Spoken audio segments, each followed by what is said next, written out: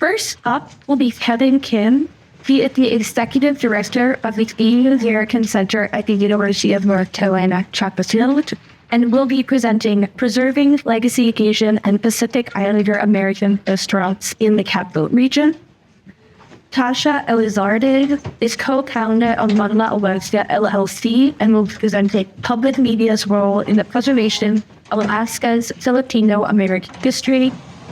Mark Pfeifer is Director of Programs for the Hmong Cultural Center of Minnesota and will be presenting Building a Hmong Center, Cultural Center Museum in the Little Mekong district of St. Paul. And last but certainly not least, we have Gloria Lee, who is Vice President of the Board of C.A.C.A. in Portland and will be presenting Intersection of Colors and Cultures in Portland's Chinatown and Lan Su Chinese Garden.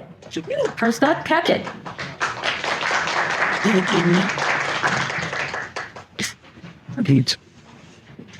People.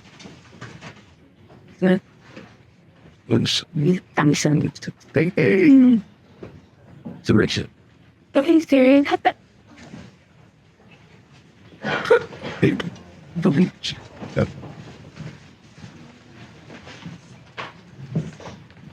Thank you, Gloria. Moira and I have spit it extra. Sorry to age you. I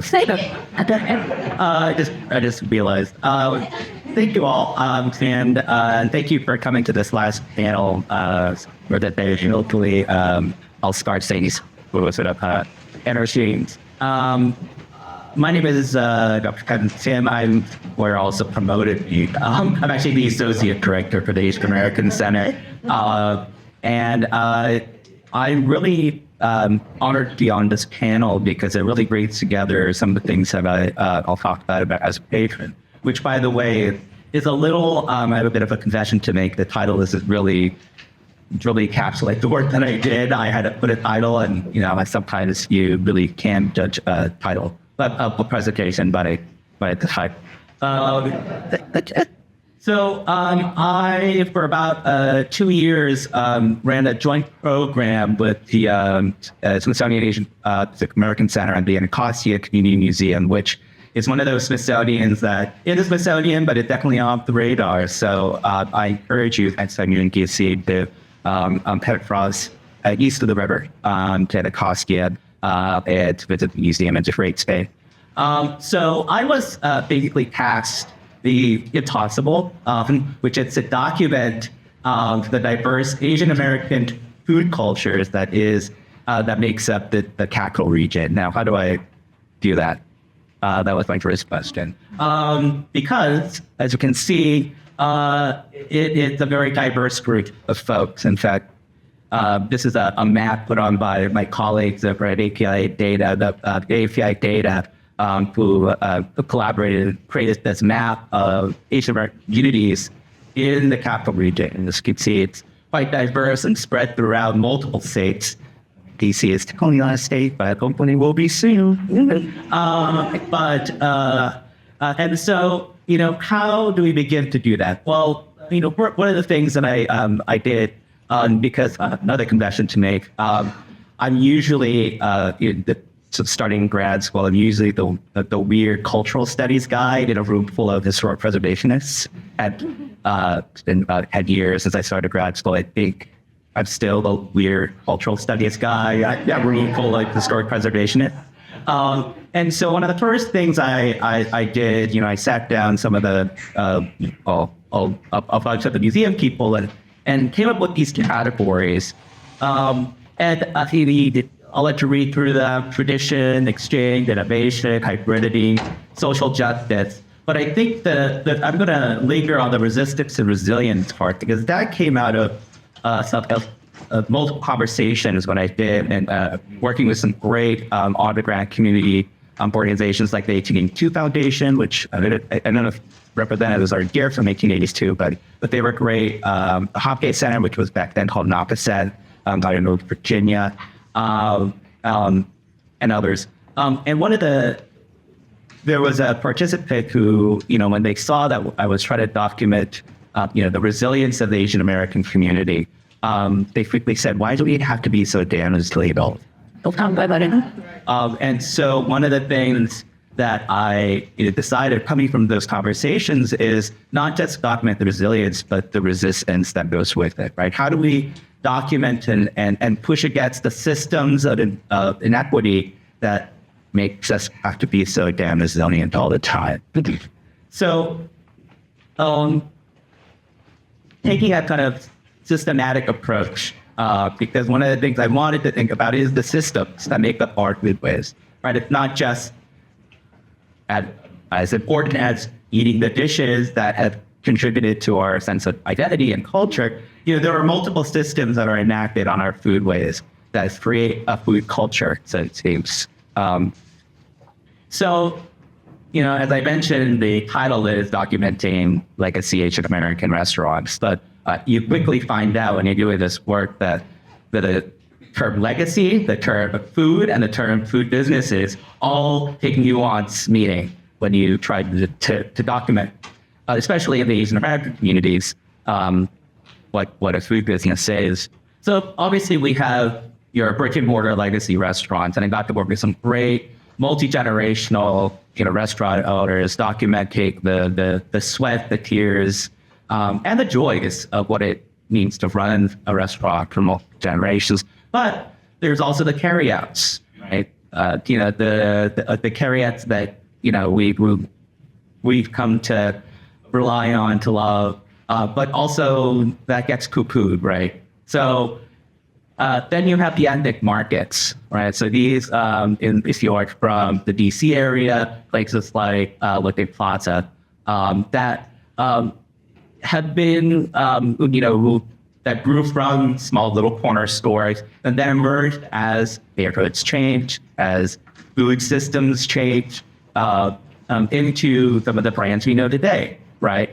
So, for example, H Mart comes out of this kind of system. What's interesting about these ethnic markets is that they quickly, one model that they've adopted is they take flagging American supermarket chains and they buy out their leases. And then they turn what was once a mid-tier Safeway, I think we've all been to one of these boring Safeways, and turn them into agents and revitalizing communities, delivering the products that people in those communities need. Yeah, right.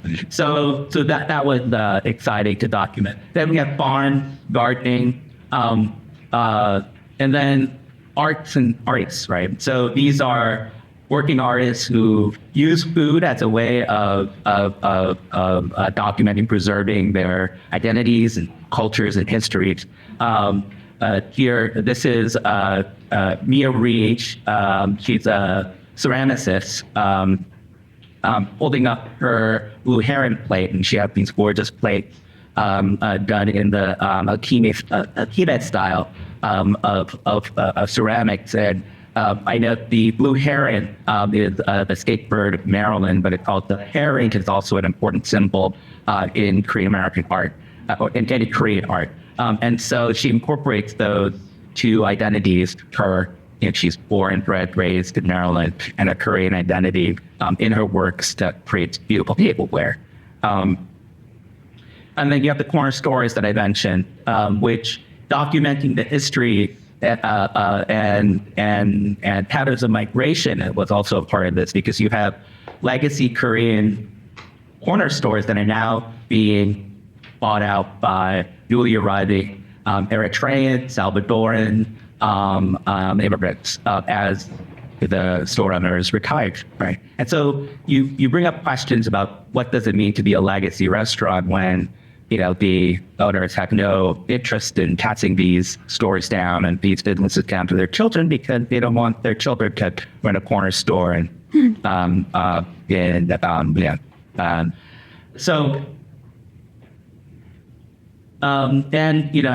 mentioned, the collection also veered into documenting community cookbook. And this is a series of community cookbooks that I collected through the Chinese Community Church, the historic Chinese church in Dakam, DC. churches are an important part. They're not necessarily food businesses, but they kind of are. There are, they are centers where people congregate, share a meal a lot of times. And one would argue they are technically not a business, but they kind of are a business in some senses. I don't know if that's controversial to say. But documenting historic Asian American churches, while not necessarily considered food businesses, I argue to be incorporated because they're such an important part of our food system in Asian American communities. So some of the compiled collections also included supermarket flyers, and the mentioned community cookbook. So one of the more important parts of this project was about, and I see that my time is up, was to seed some of this authority and knowledge by bringing on board community curators. That wasn't a part of the original plan, but that's something that I advocated for because I am not an expert by any means.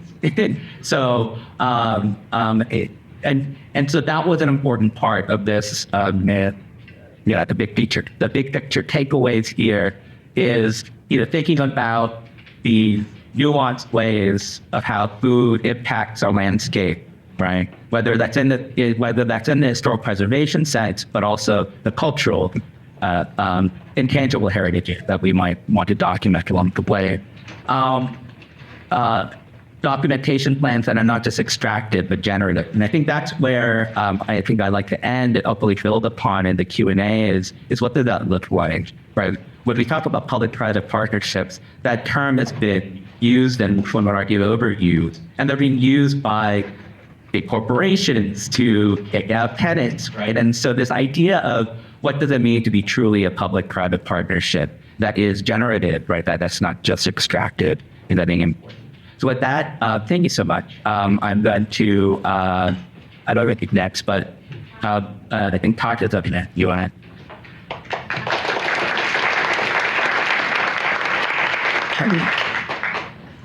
Thank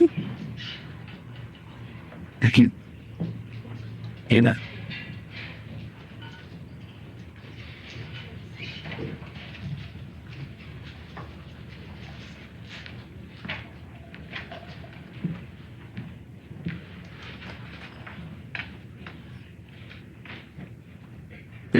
Hey.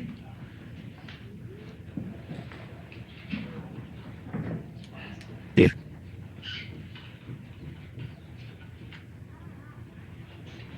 I could look in client different. Then right there. Doing your last job, but yeah. Thank you all for your patience, but thank you. So thank you, Kevin, for that. I think that last point about documentation is going to kind of bridge us into this next conversation. So my name is Tasha Elizarde, and I am a community engagement producer, and I'll be talking about, how can we use public media or just media in general to preserve history. So I'll be talking about that in the context of Alaska. So first off, I wanted to do a little show of hands. How many folks in here knew that Filipinos are the largest immigrant group in the state of Alaska? I see maybe 5. Hey, so not in yeah, okay. So shout out to you 5-ish. That's awesome. Well, I'm providing some more context for this, right? We are actually 4.4% of the state's population, and also over half of Asian American Pacific Islanders in Alaska identified as Filipino. Now, these numbers don't account for the fact that there are a lot of Filipinos who identify as mixed race that are not counted in that census. Under 18 folks, a lot of people who are Filipino and come to Alaska as temporary workers. And Filipinos have been coming to Alaska for 200, 300 years, so we have a large presence in the state. Now, that being said, representation in media is pretty scarce. We only have one book about Filipinos and our state history, and if you were to search up Filipinos in Alaska on Google just 2 years ago, you would find very little. And that lack of representation is actually what brought me to the work that I do today. So as I mentioned before, I am a community engagement specialist, and I'm also a producer with an NPR radio affiliate that is in my hometown called KTOL Public Media.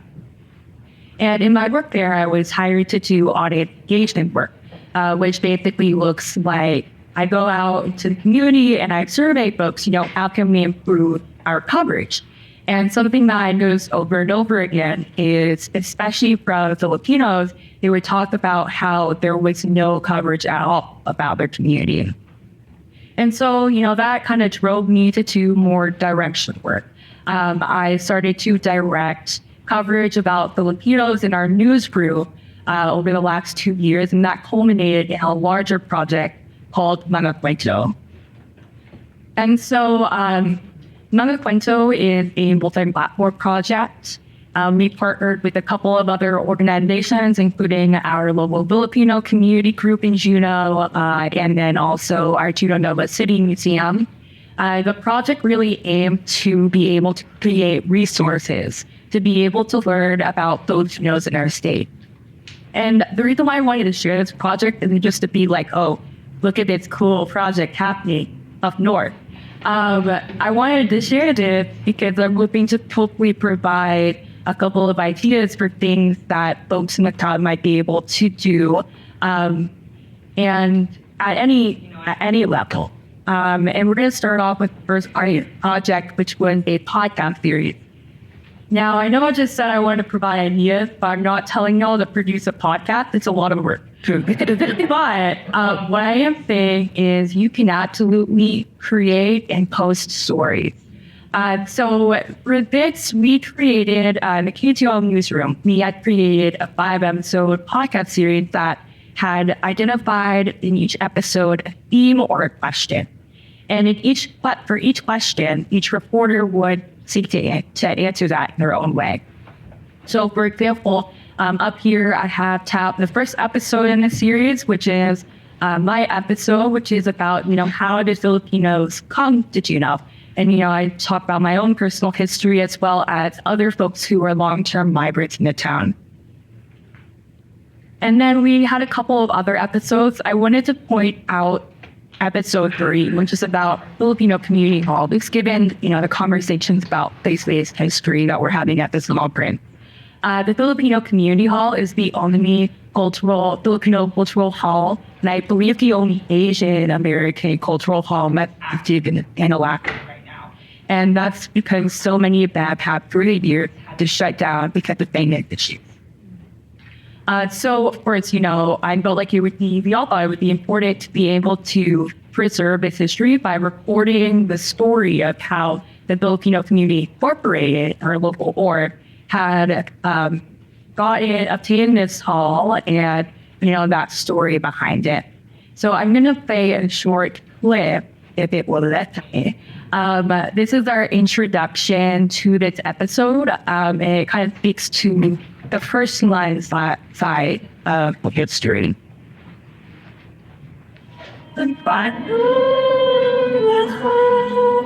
Gathered inside Juneau's Filipino Community Hall on a cold winter night, families and friends chat over plates of bibingka in the moon. Suddenly, the crowd lights up, recognizing the tune of a classic Filipino Christmas song. A young girl, one of many children performing at the party, smiles as she hears the audience sing along to her violin.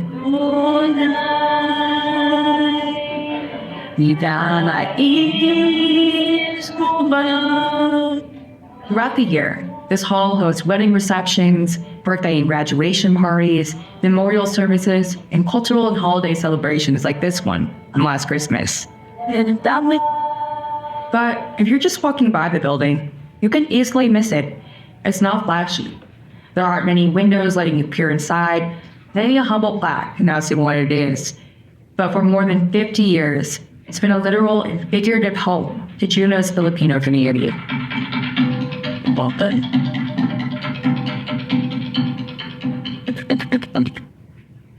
You're catching our intro song from our past cultural dance group. So, with that, I think again, you don't have to create a podcast series, but what is possible is if you have a question about your own community history, you can go seek out an answer to it, freelance that story out to a formal publication or even just post it in the form of a blog.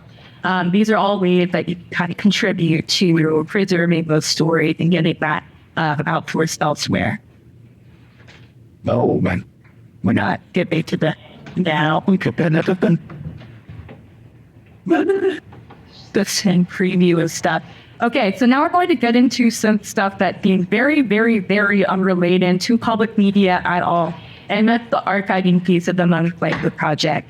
So this was work that I did mostly with our Filipino community group. But our part as public media in this is that we kind of helped to fund this archiving process. So basically, I won't spend too much time on this, but there's a couple of pieces in here where our Filipino Hall has been used for so many different things for, it says over 50 years. The more accurate number is like 75 years that Filipino had owned this hall. So 75 years of objects in this building that we sorted through. And through the funding that we got for this project, we were able to do things like basically redecorate the hall. So you can see to the left, we got like a Philippine map that's interactive, so people can put down what community they are from or they have been to. We printed out a couple of images from the Alaska State Library that were shared with us and then put them on the wall, that sort of thing. We were able to also, make sure that all of these photos that we found throughout the hall, because it was very messy in there, y'all. Imagine like an elder's attic. That's what it like. And so we had all these things and we were able to get photo books to be able to preserve these more in a better way. And what was really cool about that archiving process too is that we were able to display it in a formal historical exhibit, the first exhibit to be hosted in Juneau about Filipino history at the Juneau Douglas City Museum. All of these, not all of them, but a lot of objects that we had found in the Zilkov Hall were put on display for the first time for this exhibit. And the way that, our radio station was involved in this, other than, I was curating, was that the interviews that we had done, we were able to take these quotes and incorporate them in our labels. So not only were you looking at these objects that were very storied and having this historical information with it, we also had snippets from folks who had maybe lived that experience of way. We also did things like we digitized some footage and the Bill come to create montages that people had looked at. And we had just a very wide array of cool objects that I'll let finish here real quick with the next slide.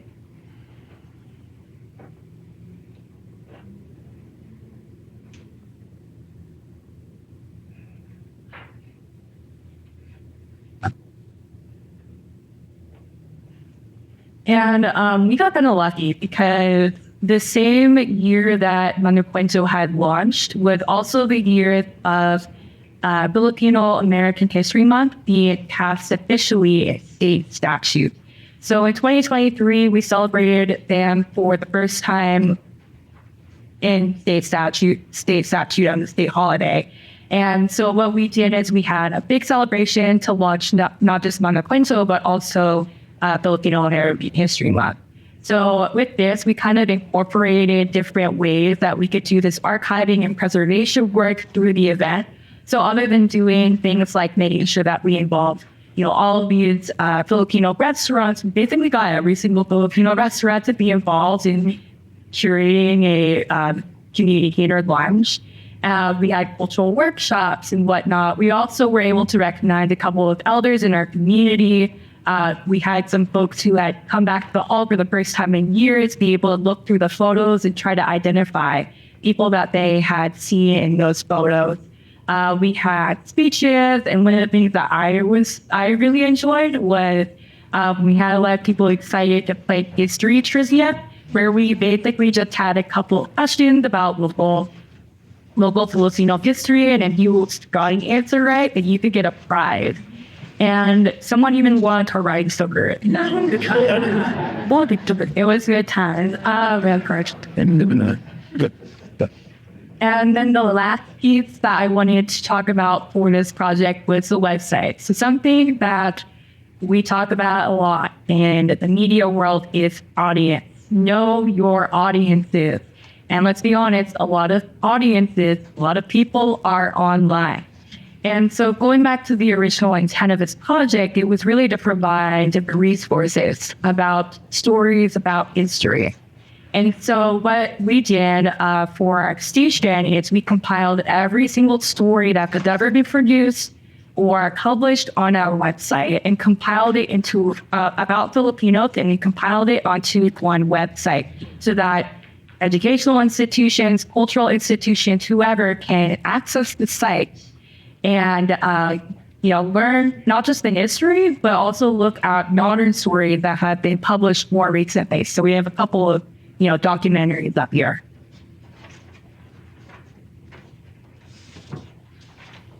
Keep two.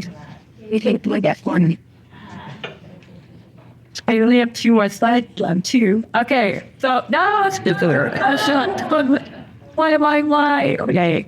What's that?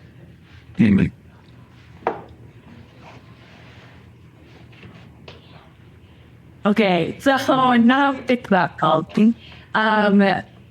This is kind of just a slide and saying, partner with their media organizations that are out there. There are a couple different ways to do this that I just wanted to point out, and that is, if you're in a position to share story ideas to reporters love that. If it's a good story idea, they really appreciate the tip, and especially when it comes from, when it's a story about Asian Americans and Pacific Islanders, and a reporter may not be connected with that group, they will really appreciate having any sort of connection for this. And so definitely do that. If they have any sort of community projects that you can elaborate on, maybe there might be a way to have that relationship and do something odd like this. And then for folks who are more professional too, you can also provide yourself as a background source or as an editor. Again, there's a lot of reporters out there, a lot of newsrooms that are predominantly white. And so unfortunately, they don't always have a lot of access to people who can understand cultural nuances to be able to report on these types of stories. And so providing that type of service is very helpful. And then, of course, just do your own storytelling as well. If you develop a good relationship with a reporter or a storyteller or whatever, they might be able to provide you with some advice about how to produce your own stories if you are wanting to do that.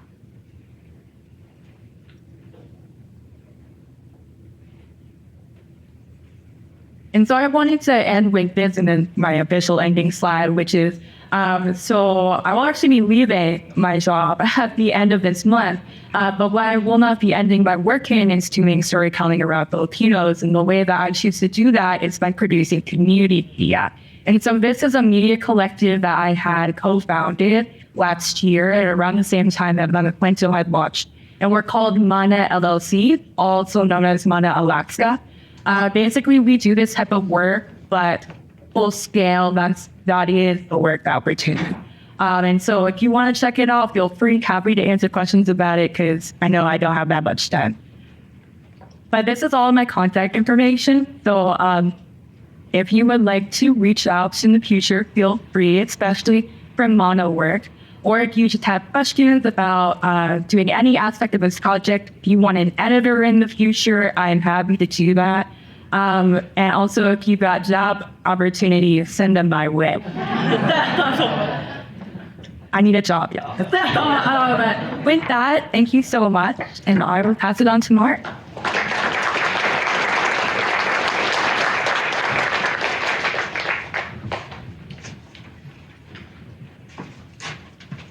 That's good.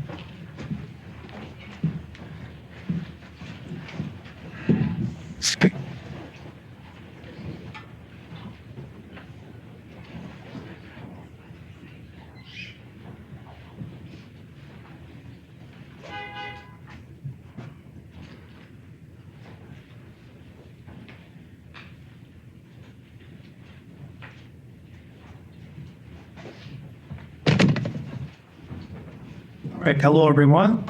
I'm Mark Pfeifer. I'm with the Hmong Cultural Center in St. Paul. I have worked at the center for about 25 years. I do manage all the programs with our executive director, but I'm a scholar as well. I work in the community, but I also, I'm an editor of the Hmong Studies Journal, which is a peer-reviewed journal. For about 20 years, I didn't intend to stay that long, but it's been hard to find a new editor to take over. I do have a co-editor now. I've done a lot of demography among community around the country. So I do have a basis in the research world as well. I also run a library too. We do libraries. Is that chocolate?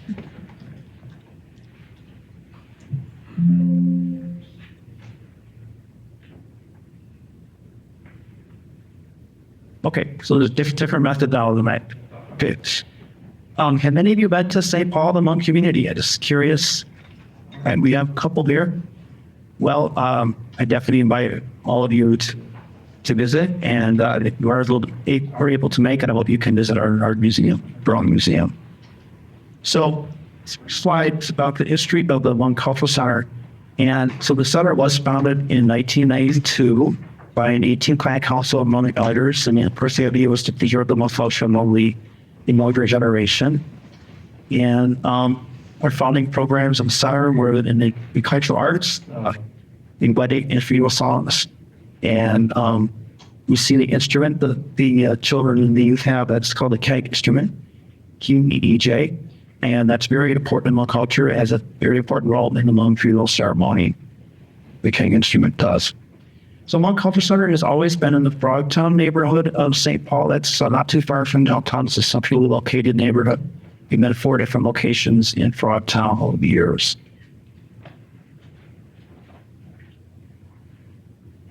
All right, we got our mission up there. I won't go through that. A lot of it is to promote that cross-cultural understanding between Hmong and non-Hmong.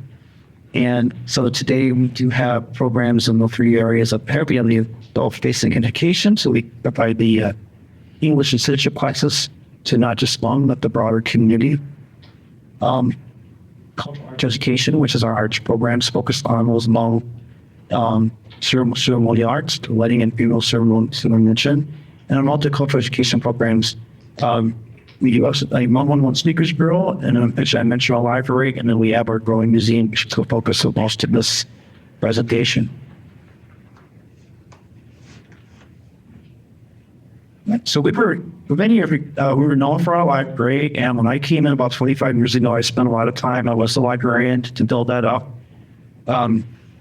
We probably do have the largest centralized collection of unrelated resources in the U.S. So, for example, we do have 600 dissertations, and that's growing all the time. Just all these dissertations are Hmong-related topics.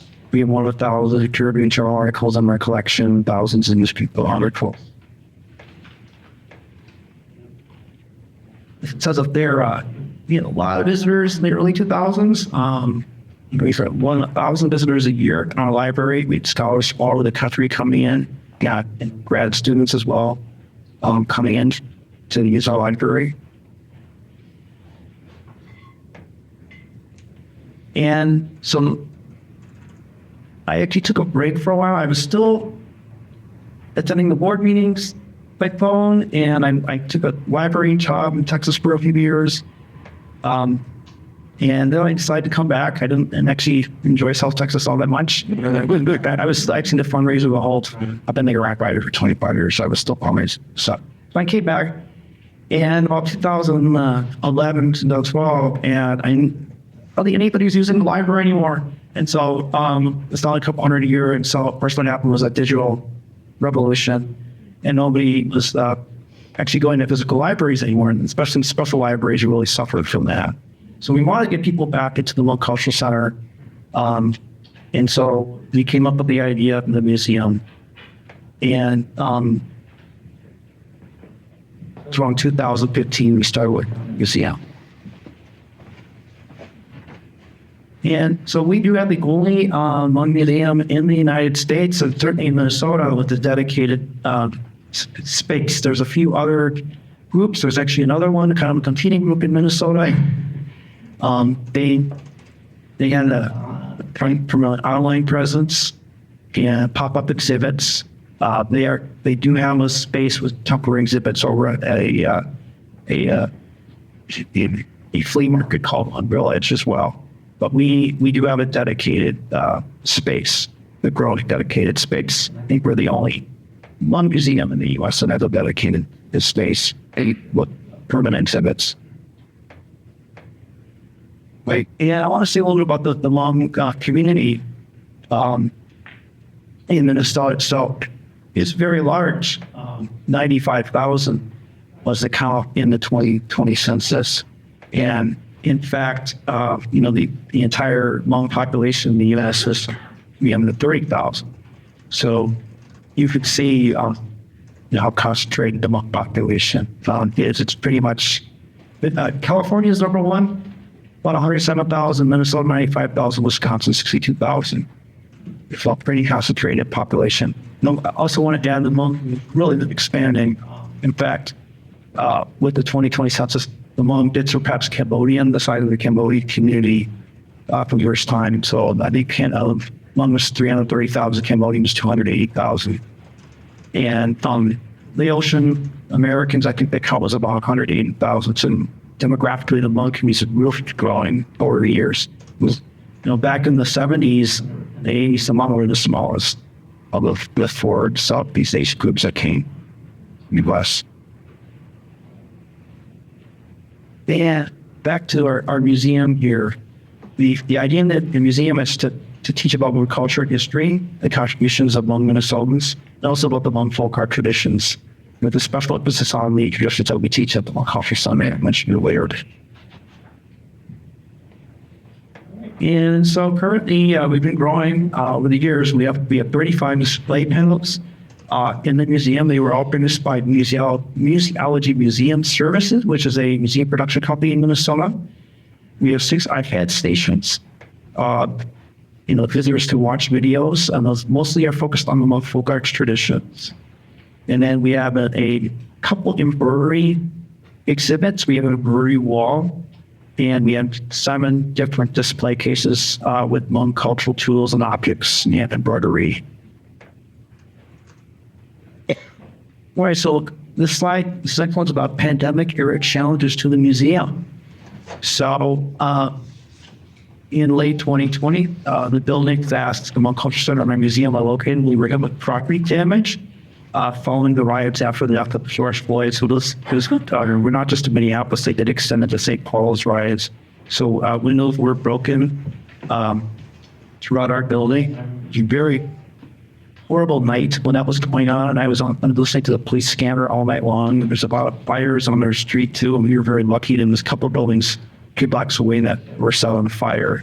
But they did break the windows throughout our building. They didn't come inside and set fire. So we were fortunate in that degree. But our building was boarded up after that point. And so the next year, perhaps even more disturbing, there was a vandalism with the Patriot Front, a white supremacist group, and they did scrawl right on our front of the museum their slogan. And the St. Paul police turned that over to the FBI.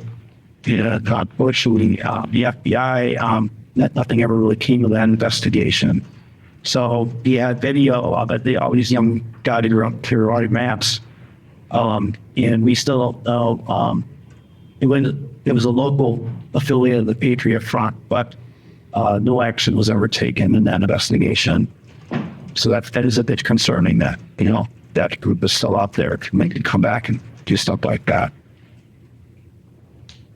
The positive side is after that, it did actually receive national media attention. We did receive substantial donations, like 30,000 donations. Most of those are very small donations. People that sell it in price. Right, so our museum started very small, and we've been able to expand it a couple of times. We see there's looking for you left to it. So we opened a new storefront museum of 1,200 square feet. That was actually hit with the vandalism a couple months before it was supposed to open, and actually delayed our opening by a few months. And so with this new space, we were able to serve a lot more people. So our museum was originally just up on our offices on the second floor of our building. And we had 3 pretty small rooms, and really challenging little school groups in particular. We would get groups of more than 10 people, and it was really hard to fit them in the space that we had. So with this new storefront space on the first floor of our building, we were able to serve a lot more people into 2 little school groups of up to probably 20, 30 kids. And so we actually expanded again this year, and we took another 800 square feet, another storefront, another building, adjacent square room, bring them to board at connect spacings. So now we can probably fit 40, 50 kids, at one time. So our visits from school groups have gone way up in the last year or two. So since I did the slide, we're up to about 1,700 visitors this year. So that's all-time high. I think our previous high was 1,400 last year. I think we're going to hit 2,000 visitors this year, so I'm pretty excited about that. And our highest total in our old space was like 500 just before the pandemic. My future challenge is, just that finding operating support, ongoing operating support, and Minnesota, we're fortunate. There's something called the Legacy Funds, which is state tax. That's the state tax revenue. They take a portion of that percent, and it goes to arts and culture programs and environmental programs. We were very fortunate that we got a direct appropriation, which we've been trying for since 2017. We finally got it in the last session.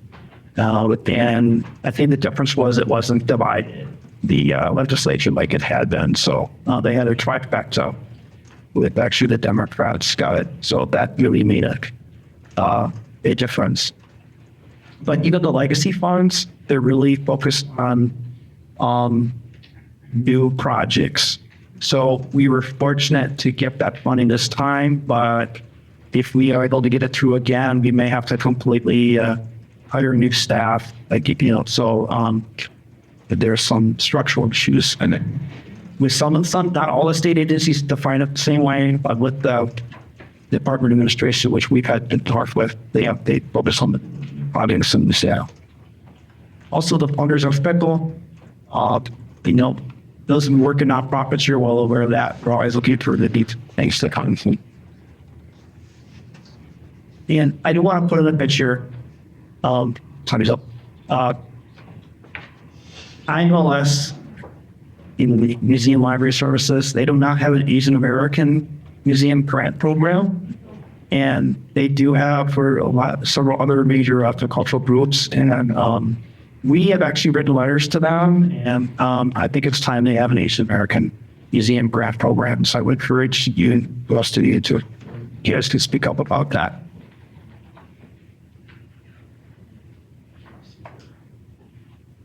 I won't go through this, but I have a list of our funders. We've had public funders. I've talked about some of them already. And since I talked about the state legacy funds, it's just also what's on this. We did have we were the first museum to get an IMLS grant this past year. But as you know, they're very competitive. We have to go in the pool with everybody else. They give 20% of the applicants of the year. But these are some of the proprietary funders, so this may answer some people. So we did have the Mellon funded the Arts Midwest with the Cultural Resiliency Fund they had during the pandemic. So that strapped really helped a lot, but you're able to take a 5-year lease with that. And then the Boost Foundation during the pandemic. And then more recently, we actually had Google wanted to do an Asian response to Asian hate crimes going on. So the Google Payable Grant, which was very helpful. And then McKnight Foundation as our big local funder for arts and culture. And finally, most recently, the Freeman Foundation, which is now based in Hawaii, but they do give a lot of the Asian studies funding grants. They just funded a capital enhancement grant. So that's all.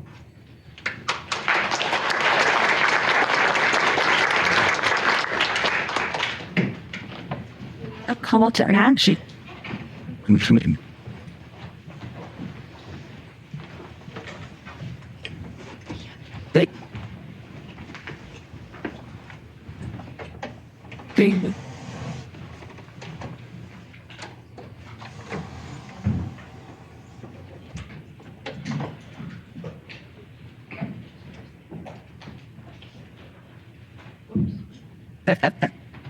What were you pressing, Marlene?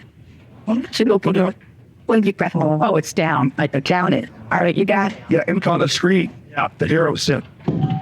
And hey, good afternoon. I have the pleasure of wrapping this up and trying to keep you awake because it's almost time for food.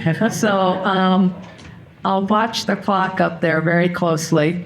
My name is Gloria Lee, and I guess I don't know what to call myself anymore. I think I'm a community integrator. I volunteer a lot. I technically retired about 1.5 years ago, but Kevin just reminded me with this talk about food that I've been paid for a manual on how to create culturally specific food pantries. And I'm on chapter 1 of 12 chapters, and I've got to get that done by December. But a lot of what I do in the community is based on culture and art, because I really think that arts and culture is the way that we pass our heritage to the next generation. And if you don't understand your past, you certainly can't create your future. So with that, thank you to APIAHiP for asking me to be on this panel. And I am a board member, a longtime board member of Chinese American Citizens Alliance, Portland Lodge in Portland. So I see a lot of you out there, C.A.C.A. also.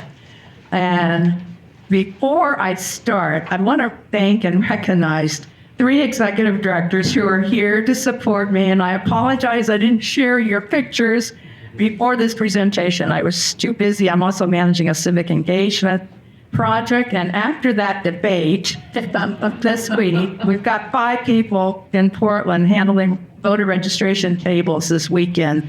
So I'm a little bit frantic.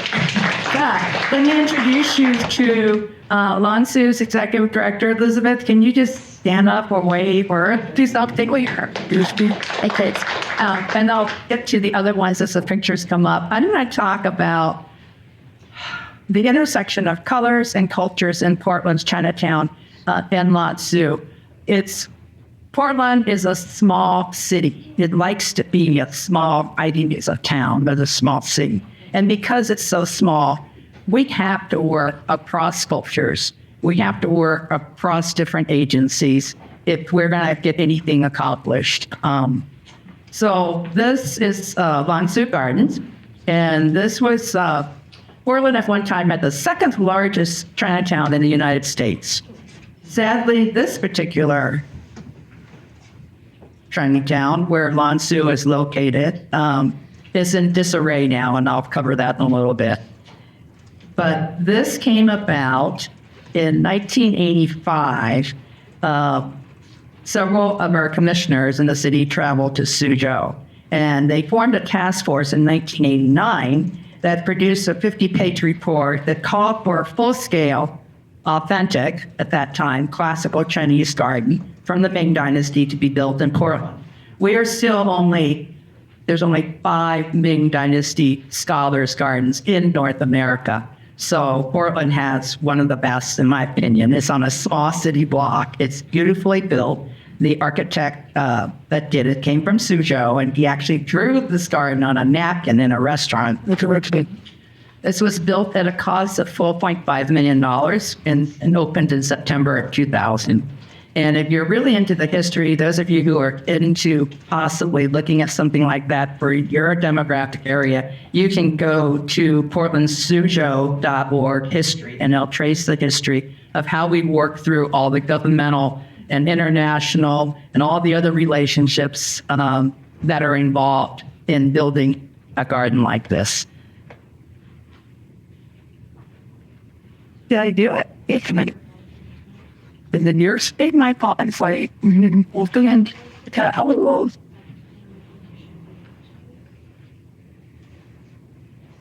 We're going to get it still face down. Okay. So here's a picture of what it looked like. It was an empty parking lot. It belonged to our gas company, Northwest Natural. And we had a deal where the garden has a 99-year lease for 1 penny with Northwest Natural. The garden is owned by the city of Portland, but Lansu is the operator of the garden as a 501c3. So it went from that, 90 Suzhou artisans came and stayed, I think, 6 to 9 months. It was a real education and cultural exchange. I can tell you all kinds of stories.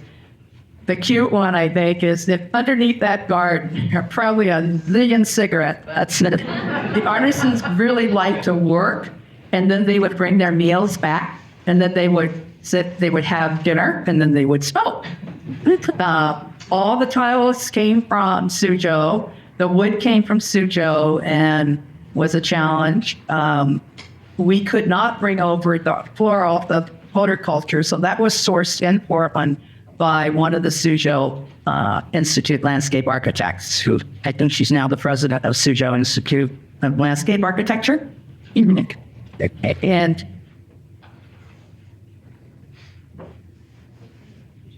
I have to do it a few times. I don't know why it's no problem. Okay, I'm going to go through a couple of these fast. As we all talked about before, it's great to have a brick and mortar, but you got to have the programs that bring the people in. So we do all kinds of programs. There is a tea house in the garden. The garden was built to delight your senses. We do shows. We have the koi and the fish. We have lotus in the garden. So all of these different, and if you go on the Lansu website, you'll see the vast amount of programming that the garden offers.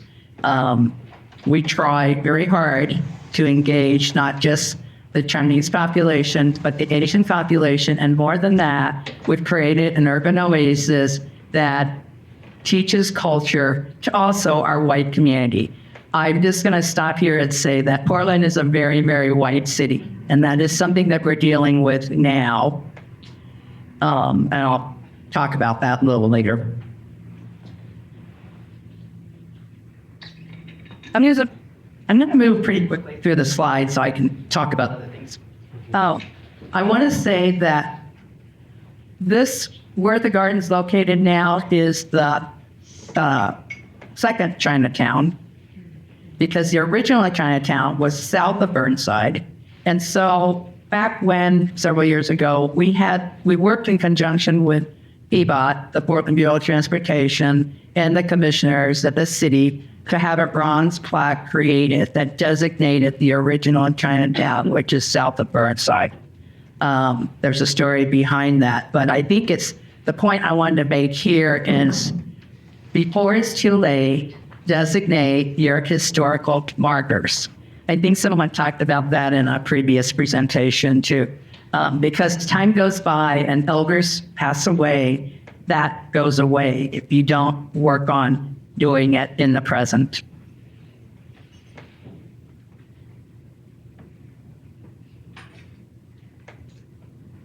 Oh, yay, we do have a Chinatown gate, which has almost been decimated by the situation we have going on in Portland right now and the pandemic. But the Chinatown gate, let me give you a date on that. I think it was, 1986. So that's been there since 1986. At the time that it was built, the city of Portland was considered as a gesture of goodwill from the Chinese community, and it came from Taiwan. It did have lights up there. The Chinese Consolidated Benevolent Association turned over X number of dollars, and I believe it was in excess of $100,000 to the city of Portland for maintenance of the gate. The city of Portland never tracked that money. The lights went out on the gate, and the years went on. It is really challenging, but I'm proud to say that the current staffing of the Chinese Consolidated Benevolent Association managed to secure, I believe it's a $196,000 grant now, and repair work has started on the gate. It is very challenging to match the tiles at the very top, and it will take quite a while to get that done. But I think we'll have a gate that's in working condition. When I was down in that area, town, I was the opening executive director for the garden, but when I was down there, we had a project where we got the lions. I don't know if you can see that. They're now restored to their original color because they were painted over also. So it's been very piecework, but it's been very intentional as funding is available. And I think that's another important thing too for all of us to keep in mind is, and maybe that's because I come from an operations background, but where's the money? So one of my favorite things that I used to say when I was running the Chinese garden, everybody would come at me with program ideas and things they wanted and things I should be doing, blah, blah, blah, blah. Now, I finally got to the point where I could say in 3 languages, I love your idea. Could you write me a check? I really know. It was very stressful to hear the constant noise about doing this, doing that. Those are typically all the nonprofits out there.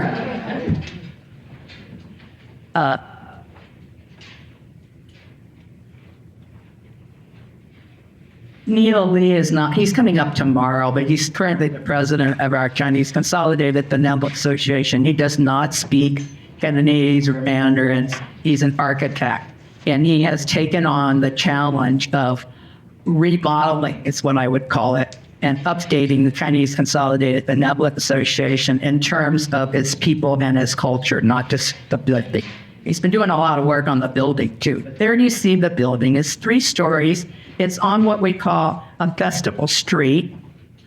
And this is the latest picture that was just a couple weeks ago, I think. Some of you in here might remember. This is the Yat-Sing Cantonese opera, and it drew quite a lot of people, which is what they're trying to do right now, is draw people back into Chinatown. And that's very difficult because of the safety concerns that we have in that area right now. Talking about working with other organizations, the CCBA also supports many other significant events, including the Asian Art Council at the Portland Art Museum, Doran Becker Children's Hospital, and these are little things that they do to spread their culture into the white culture of Portland. Most recently, a group of historians from San Francisco visited the CCBA to help us start the process of digitizing our local historical documents that go back to 1800s. And Neil sent me, this is really cool, a PDF, it's a typewriter, if you will, and it's like a 13-page document, and it was signed by all the Tongs back in 1907 that said, we will not kill basically it said we will not kill each other, we will not fight, and if we do, then the police will be contacted, and so will the Department of Immigration, and they all signed it. And it's really fun to see that kind of history going back that far. Oh, I can't have just 1 minute left. Okay, next slide. Wait. I want to introduce Anna Trucks, who's back there. She's the executive director of the Portland Chinatown Museum. The slide on the left is Dean Wong's exhibition, The Future of Chinatown, Decisive Moments, which is going to be launching soon. And please talk to her about it afterwards, because the museum, it's a fabulous way to preserve our history. There is a permanent exhibit, which you see on the right, which is one of the restaurants that was in Chinatown. And I think that the permanent exhibit is actually one of those for newcomers to Portland, or for some of our, again, population that's not familiar with Chinese culture. Walking through the permanent exhibit is amazing. It brings back stories of my childhood. So it would be going back, I think, to the 50s, when Portland really had a Chinatown with people living in it and working in it.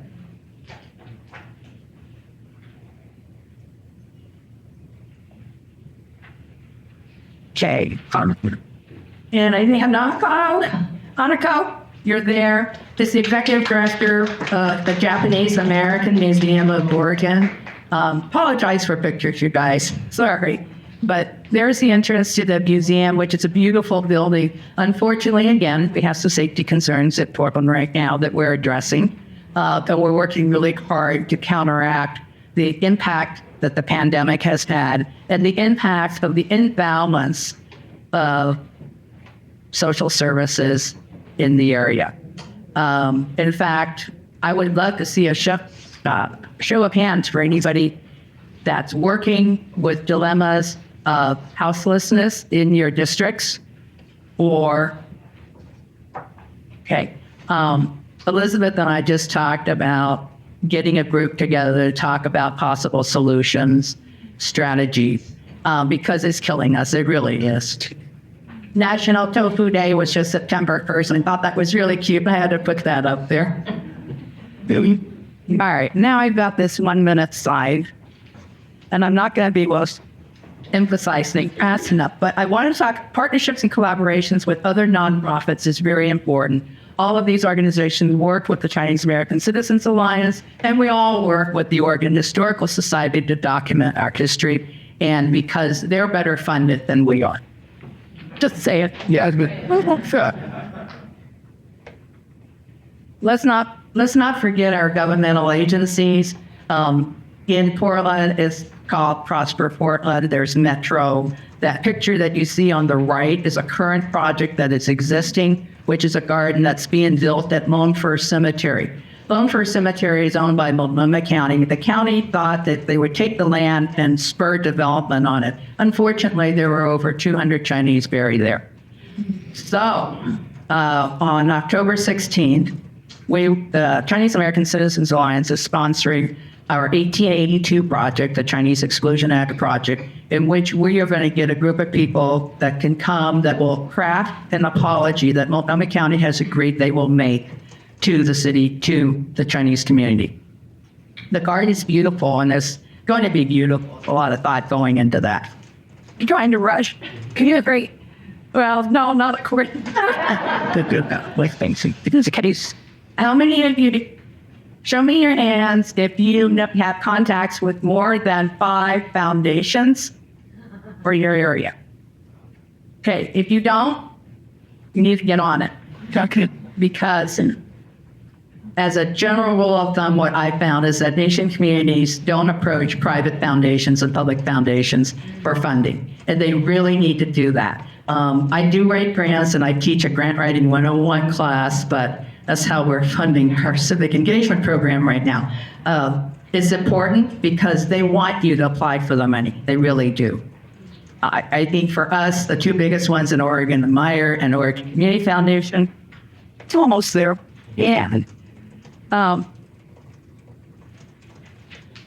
think most important, I think the crux of everything we do is building trust and building relationships, which has been said over and over, I think, in so far since this morning. There are so many placemaking grants that we can look for. There's metro, regional, state governments. In Oregon, I want to mention something that's kind of unique. I don't know how many states have that. We have the Oregon Cultural Trust. Okay, you donate to the Oregon Cultural Trust, and it's a tax credit. So the difference between a tax deduction and a tax credit is you get 100% back if it's a tax credit. We started this the year, I think, so it must have been around 2000.